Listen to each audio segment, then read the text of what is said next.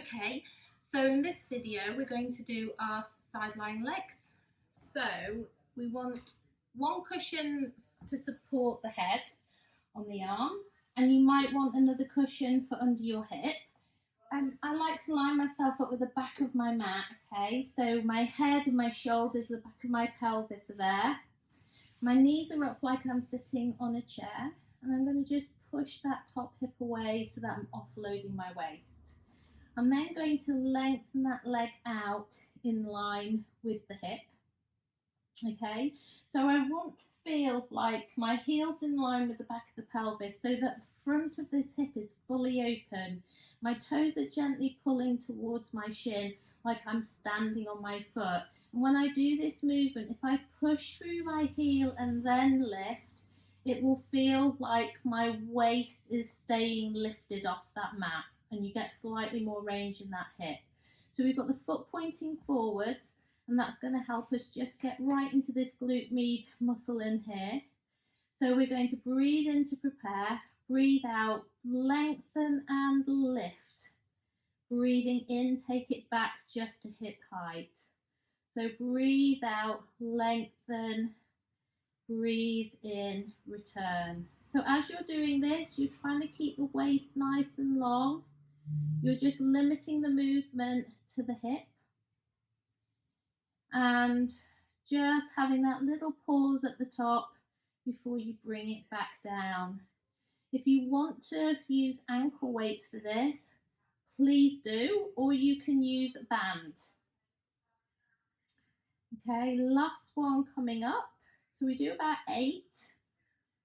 All right, then we're going to point the toe. We're going to keep this spine nice and still as we take the leg behind. We're going to then flex the foot and bring the leg as far forward as keeping that pelvis in neutral will let us. So breathing in, take behind, breathe out, take forward. So you can see you've got way more range at the front than the back. What we want to be doing is not generating momentum to move the leg, so going slow enough that we have to control it, and just recognizing when our spine wants to move. So when the leg comes behind, the temptation is to roll forward. Try not to let that happen. And as the leg comes forward, the temptation is to tuck the tail under. So again, try not to let that happen. Here we're just really using the glute muscle to open and close the hip, and we're getting a little bit of help from our foot. When you finish that last one, we're going to take it into circles. So we're going to have the hip in the center. We want to go all the way back with that back leg and just match the distance with the front.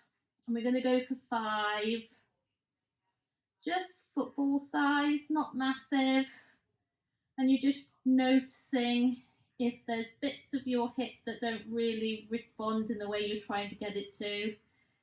And reverse.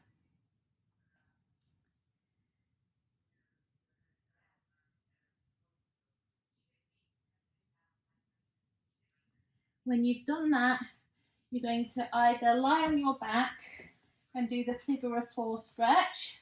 So that would be lifting the foot of the leg you worked onto the supporting knee and just going for that toothache sort of sensation in your hip. If you don't feel it, you can walk the foot on the mat out to the side. It just stretches through that other hip a little bit. Or it might be that you want to lift the leg off the floor. Just make sure your cushions are in and you're supporting your neck. If you'd rather do the pigeon stretch, then you come up onto all 4s. You keep the knee forward of the leg you worked. You cross the other leg over and you lengthen away. And in this position, you can also straighten that leg, drop the heel back, whichever works for you. And you can just roll around a little bit. And then when you've finished, you just come back and swap sides. Make sure you do the same amount on the other side. Good luck with that.